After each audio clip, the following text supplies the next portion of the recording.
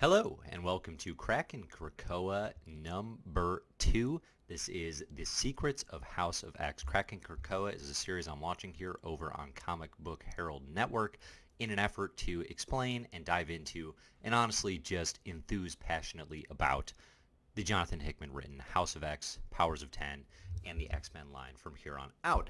I'm Dave Busing, founder and editor-in-chief of comicbookherald.com.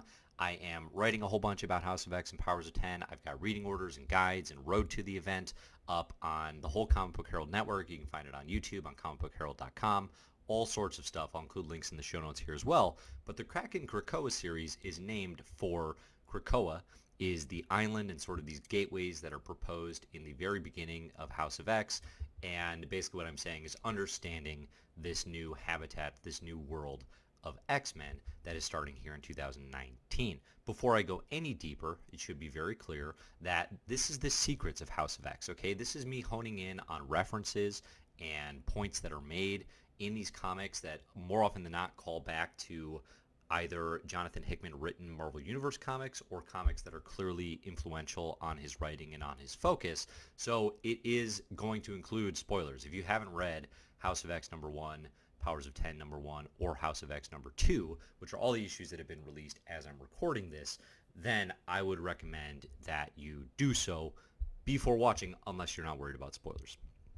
Okay, that out of the way, I'm going to go into, again, my secrets of House of 10. I think secrets, Easter eggs, reference, sort of if you've read the Hickman universe of Marvel Comics and you know everything there is to know, then are many of these going to be secrets for you? No, probably not. But for more casual fans, for those of you who maybe missed out on the run the first time around and are coming into House of X fresh, which I think is a lot of readers, which is really cool. It's bringing a lot of people to comics. This is the biggest thing in X-Men. It's the biggest thing in comics of 2019. So there's a lot of people asking me, hey, what should I read before this? What do I need to understand House of X?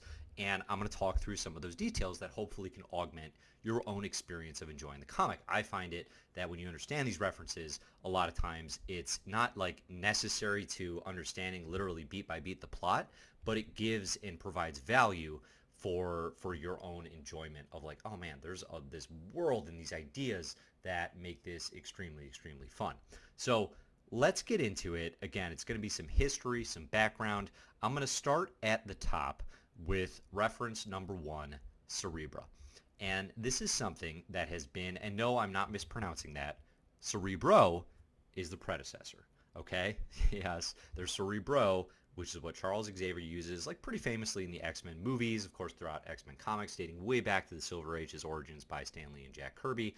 It's this sort of mutant detecting software, not really software, technology that he uses to help him reach out and find and occasionally communicate with mutants. Cerebro is sort of the V2 of this technology that originates in a run called New X-Men by writer Grant Morrison, and with a lot of art and design here by Frank Quitely, a creative partnership that has led to a lot of amazing comics such as We 3 or All-Star Superman, and of course much of New X-Men. Now this run goes from New X-Men number 114 to about number 154. It spans years 2001 to 2004, and it is clearly the influence on writer Jonathan Hickman's approach to X-Men. We'll talk about that as we go, but basically you're going to hear me talk about New X-Men a lot. I included it in my Road to Hickman's X-Men guide over on comicbookherald.com as sort of the essential Road to series, which is atypical for a new event, right? Like most events launching in 2019,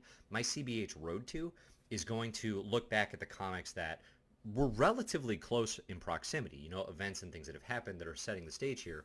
Hickman's X-Men doesn't read like that. Actually, the things that happened in 2018 and even in the earlier part of 2019, it's unclear through 3 issues how relevant they even are, if they even officially happened. We don't know at this point, but we definitely know that basically anything Morrison thought of in New X-Men not only happened, but is going to be like pretty darn relevant in these books. So Cerebro is the first thing. Now, we've seen this on the head of Professor X, who's a major character here. We know that Professor X, Charles Xavier, as he's launching what is becoming to be known as the House of X worldwide, that he is basically, as far as we've seen, never taking Cerebro off. It seems to be completely disconnected from like the wires and things that would, we would see him in the bottom of the X Mansion with the cool metallic X doors. He's just walking around with this thing all the time. Now, not only is this a reference back to Cerebro, the technology, in terms of just naming it, it's also pretty clearly playing with a character that Hickman had a lot of fun with, the Maker. Now, this was during his Ultimate Universe run. He wrote for Marvel Comics. He expanded into the Ultimate U, which is a universe that launched in 2000 as basically a modernization of the Marvel Universe for this millennium. Pretty famously, there's series like Ultimate Spider-Man, written by Brian Michael Bendis with art by Mark Bagley, or like The Ultimates, which is the Ultimate Universe version of the Avengers, written by Mark Millar with art by Brian Hitch initially. And when Hickman got to the title, about a decade in, it's like 2010 range, one of the first series he touched was called Ultimate Hawkeye, which we'll touch on that in a second, and then he did Ultimate Comics Ultimates, which was an exercise in redundancy, but also a really cool comic. And one of the characters there is called the Maker. And again, like, I'm talking about a lot of comics. If you haven't read these comics and you're afraid of spoilers in them, go read the Ultimate Universe. Go check out Ultimate Comics, because Ultimate Comics Ultimates, because I don't want to spoil this for you if you don't know. Ready? Set? The Maker is Evil Reed Richards, essentially. Okay? He's a really cool character. He's since been ported over into Earth 616 proper. Hickman he takes some work that Brian Michael Bendis had done in a trilogy called Ultimate Enemy, and he brings it to another level, and the Maker becomes this just really incredible character. Professor X looks like him. Now, I don't think, actually, he's going to take off the mask, and lo and behold, it was the Maker this whole time. The Maker's doing things in the pages of Venom and Absolute Carnage as we speak, so this might be some overlap there. But it's an illusion, right? It's clearly saying, okay, given what we know of the Maker, what does this suggest about Professor X moving forward? And the answer is big things, but maybe nothing good as well. Another reference to New X-Men that happens in the pages of the House of X series so far, the Genosha event. This is referenced frequently. This comes from the pages of New X-Men number 114 to number 116. The arc is called E is for Extinction. Again, Morrison and Quietly. And this is the opening story arc that New X-Men begins with. And long story short, the Genosha event is a genocide. This was Cassandra Nova, the evil twin sister of Charles Xavier. She launched a sentinel attack on what was supposed to be a safe haven for mutants, led by Magneto, and these sentinels, sort of new and like even more powerful than the big robot type things we're used to, they came and they killed, I think, something like 16 million mutants all in one day. So it's this unimaginable catastrophe in the Marvel Universe. And this is referenced as a point of continuity, as a enormous moment in Marvel and X-Men history that Hickman has referenced several times now. So, again, like, almost no one on this island, at least apparently, survived. We had casualties like Magneto and essentially Negasonic Teenage Warhead, now of Deadpool fame. Survivors, I think, were exclusively Unis the Untouchable and Emma Frost, who played a pretty big role in New X-Men. So that's what they're talking about when they talk about Genosha. They're talking about Sentinels wiping mutants off the map, which I think what we've seen so far in House of X is going to be a pretty big existential threat yet again. All right, more references to Morrison and New X-Men. This one's just a panel, I think, in House of X number 1, and we get a visual of Zorn and Zorn. And probably I'm saying one of those, maybe both, wrong. It's XORN and ZORN. All right, this one is complicated and then some. Probably in the course of talking about this, your eyes are going to cross and my eyes are going to cross, and we're just both going to be looking at each other confused and like kind of ashamed. You can check out the link in the show notes where maybe I've articulated my thoughts a little more clearly, but here's what I'll say. XORN, Zorn, is from the Morrison-written New Mutants. He's a new character. He basically has like the power of a sun contained within his metal helmet, which kind of uses this metal skull mask type thing. And what Hickman does is he takes that concept, and when he gets to his Ultimate Universe run, he expands it. So now Zorn and Zorn is his twin brother, spelled with a Z, and they have a somewhat similar background in that they are from East Asia. They are, sort of imprisoned by the government and experimented upon, and they get these amazing, like godlike powers. But in the ultimate version of things, these two characters, they found what they call the twin capital cities of heaven, I believe, and they call it New Tion, and they have a group of followers called the People. One group is known as Celestials, and one is known as Eternals. Forget everything you may know about Celestials and Eternals as we approach MCU Phase 4, because these versions in the Ultimate Universe are not at all like the versions that we know from the Jack Kirby creation in Marvel in the 70s that are, going to play a role in the MCU moving forward. Okay, so that's Zorn and Zorn, and the thing I'll say here is they're in a panel, which means they are alive and they exist. Like, that was not a known thing in Marvel continuity. Again, they were originally in the Ultimate Universe, and now they are in Earth 616. Given how much Hickman has referenced them, given the fact that he brings them into his new Avengers run in an alternate reality, I cannot imagine for the life of me that this is the end of what we're going to see of Zorn and Zorn. They're going to be players in, if not House of X and Powers of 10, in X-Men down the road. Moving right along, the next 5 references and the secrets of House of X all have to do with the data table from House of X number 1, and they all catalog technology that has been referenced or created in the pages of previous Marvel Universe Jonathan Hickman written comics. So I'm going to go through all 5, and they all kind of connect in some ways, or in some ways have characters that they're all similarly related to. The first is the Bridge. This is in Jonathan Hickman's very first Fantastic Four story arc that he wrote. It's a 5-issue mini during the Dark Reign saga. It's about 2008-2009 era, post-Secret Invasion, in which Norman Osborn had kind of become top cop of the Marvel Universe. It was looking at this sort of darkened, the villains have won type scenario. And Reed creates this thing called the Bridge. It's actually what the story arc is known as, these 5 issues, and it's a device that allows him to view and navigate to alternate realities. This has a big role moving forward into both the Fantastic Four run that Hickman would write. We get the introduction of the Interdimensional Council of Reeds, which is probably my favorite Hickman concept in the entirety of his really, really awesome work from about 2008 to date. It's also something that I stand by the claim that this definitely influenced Rick and Morty and the Council of Ricks. I don't know this is actually where they got their influence from, but it would make sense to me. That said, the Bridge also plays a role in New Avengers. It's what the team there, the Illuminati, use to view incursions of multiversal universes. Now, I may be using a lot of terms and references to Hickman comics without a ton of explanation. Again, I don't want to take all the time to explain everything cool that happens in Fantastic Four and New Avengers. Basically, what I will say for a premise for New Avengers and the Build of Secret Wars is there's this situation where we have multiversal incursions, meaning literally planets, Earth, are going to collide. We have 2 Earths from 2 realities going to collide, and the New Avengers, the Illuminati of our Earth, or of the Marvel Comics universe that we typically follow, Earth 616, they are using the Bridge to view other Earths and see what's happening on those alternate realities to try to prevent the impending collapse of their own planet. Speaking of which, in the pages of New Avengers, we also get an element that is referenced here, and it's called the anti-proton sling. And I should mention, all this data table, it's talking about technology that is in the hands of a Marvel Universe staple called damage control, which is, I think, created essentially like they're the people that clean up after superhero messes, right? So we've seen them referenced in the MCU in Spider-Man Homecoming. It's Michael Keaton's kind of, like that's his construction crew butts heads with damage control sort of taking over.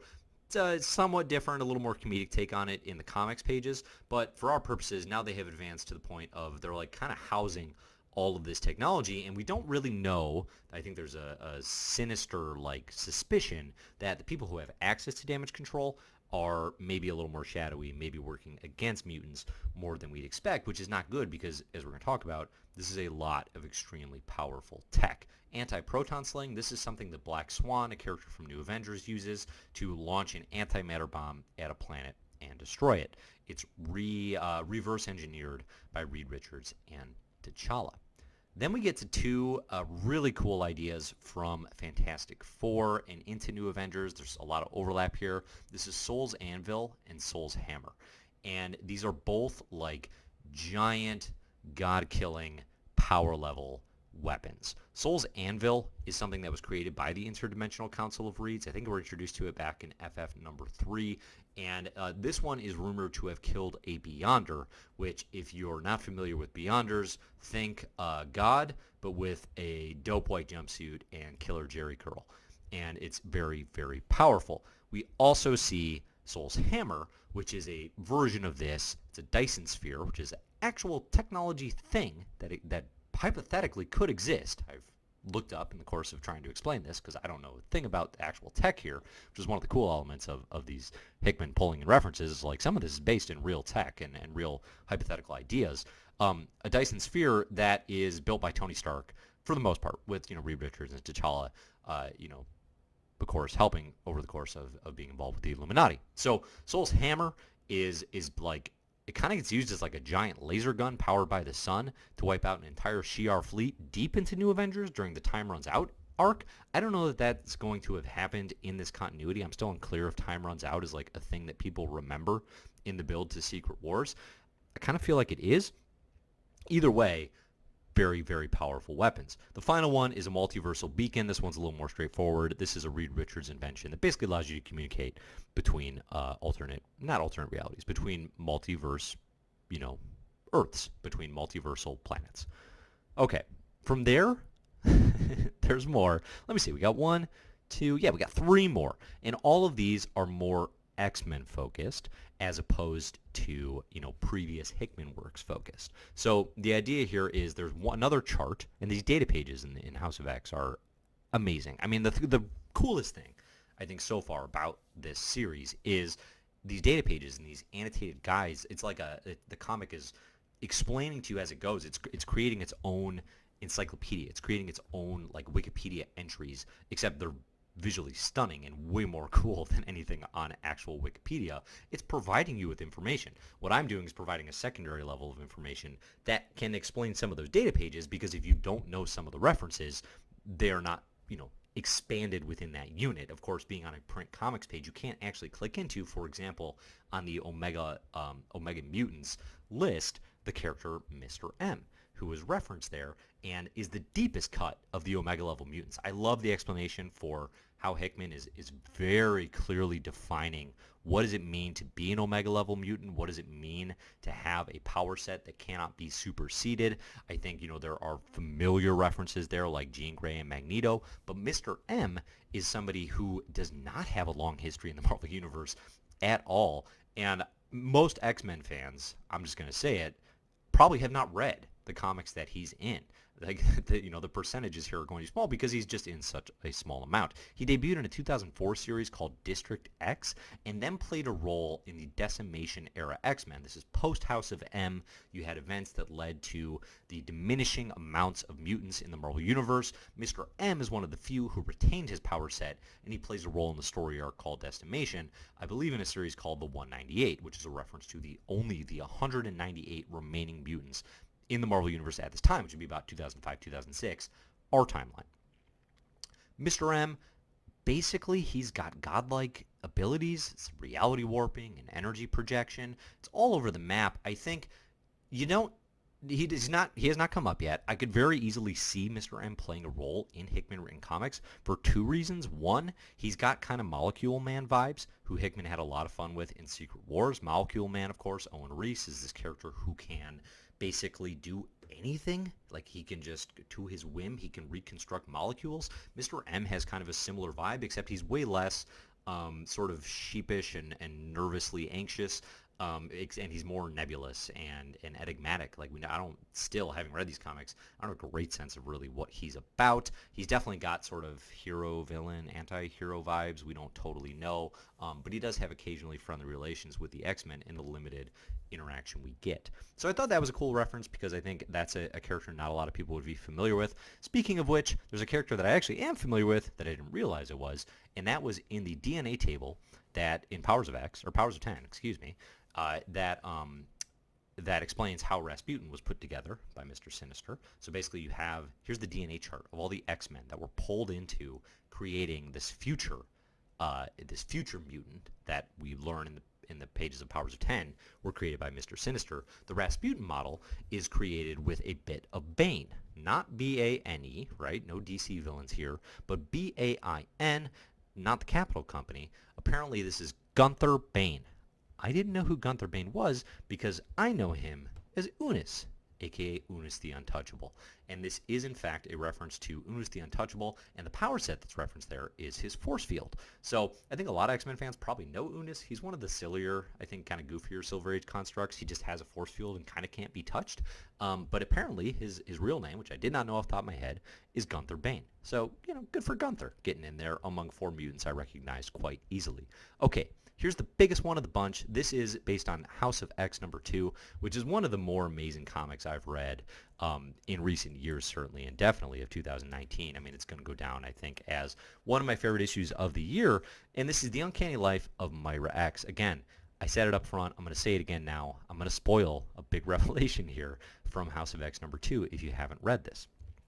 And the revelation is that Moira McTaggart, paramour of Charles Xavier throughout much of Uncanny X-Men, geneticist. She lives on Muir Island and has done all sorts of research and help with the X-Men over the years. We learn, and throughout that time, has seemingly been a human. We learn in the pages of House of X #2, she's been a mutant this entire time. And not only has she been a mutant, but her mutant gift is reincarnation and remembering her past life. So she is in House of X on her 10th life. Okay, we get all 9 lives before this. We get a whole bunch of detail. I'm not going to go into each of those. What I'm going to focus in for this, for the sake of time, is her 10th life, which is our timeline that we appear to be in building to House of X. And I'm going to focus especially on like the comic book events of the 2000s that are referenced on this timeline. The first, year 49, Moira fakes death. And then in parentheses, Shi'ar Gollum. Okay, what does this mean? 2 things here. 1, if you're reading this in the comic, you're going to see this listed at year 50, not year 49. Jonathan Hickman on Twitter has confirmed that's an error. He actually accidentally flipped them, so I've got it listed here in the order that it should be, okay? Which makes sense in comics continuity a little better than it did previously. So Moira fakes death, Shi'ar Gollum, what does this mean? Well, ostensibly, or apparently, it's a reference to X-Men number 108, which is an issue written by Chris Claremont with art by Lionel Francis Yu, that in which Moira McTaggart dies of the legacy virus, which is a thing that throughout the late 90s into the early 2000s was a virus, I believe, created by Mr. Sinister that basically is killing off mutants. And Moira's working on a cure. She becomes, in this time, the only human, the only known human to contract the legacy virus. And through a sequence of events that involves Sabretooth and Mystique blowing up Muir Island, she winds up basically in this issue on her last breath, and she dies. So this is the issue where Moira, as we understand it, dies. Now, what the Shi'ar Gollum parenthetical appears to be doing is saying that wasn't actually Moira McTaggart. Now, as you all know, Shi'ar Gollums come up in X-Men comics constantly. Wait, no, they don't. I don't know what this is. I've never heard of a Shi'ar Gollum in my life. I looked it up. The only time it's mentioned is people talking about House of X #2. I'm sure there are lots of really cool theories. I'm guessing we're going to get a little more detail on this as well. But for the time being, all I can say is this seems to indicate, no, Moira didn't actually die in X-Men number 108. She's been around this entire time plotting with her 10th life for this big plan that her and Charles Xavier have called House of X. So I bet there will be a little more detail on that to come. It does raise some interesting questions because Moira McTaggart, dead Moira McTaggart, has been referenced in the Marvel Universe from 2001 to 2018. There's a series called X-Statix Presents Dead Girl, which is really fun. It's a follow-up to X-Statix, which is one of my favorite comics of the early 2000s. It's written by Peter Milligan with art by Mike Allred. And in Dead Girl, Moira McTaggart is in this, like, dead Marvel Universe, heavenish, hell, purgatory, and she started a book club with Mockingbird that she's really into. So who was that? Was that the Sheriff Golem still pretending to be Moira? And then also in Chaos War, 2011 event, the X-Men tie-in to that series, Moira comes back to life, apparently, or in the way that Chaos War figures do. Who was that? Did this actually happen? So there are a couple continuity wrinkles. They're small things. They're only, it's not going to diminish, I think, the impact of House of X in any way, but I'm curious if they'll be dealt with. Okay, Year 50, Genocide at Genosha. We talked about this one.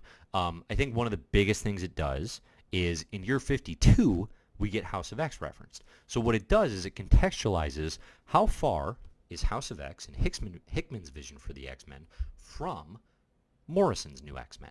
And in Marvel time, what they're telling us is it's only been 2 years. Now, time in the Marvel Universe is a funky, wibbly-wobbly thing. It is not to be taken with the same rigidity that we understand time in our own universe, of course. It is possible that everything in Marvel Comics from 2004 to 2018 that will fit in nicely from years 50 to 52 in the Marvel timeline. That is possible. But it doesn't leave as much of a window for things like Astonishing X-Men, Messiah Complex, Messiah War, Second Coming, Avengers vs. X-Men, the Brian Michael Bendis take on X-Men, in which the original 5 came back into the universe, and as well as things that happened recently, like Astonishing X-Men leading to the resurrection of Charles Xavier, or what else has happened recently? The Uncanny X-Men run written by Matthew Rosenberg that led into the series, in which tons of X-Men died, and now we're just seemingly back fine. Did those things actually even happen? We don't know yet.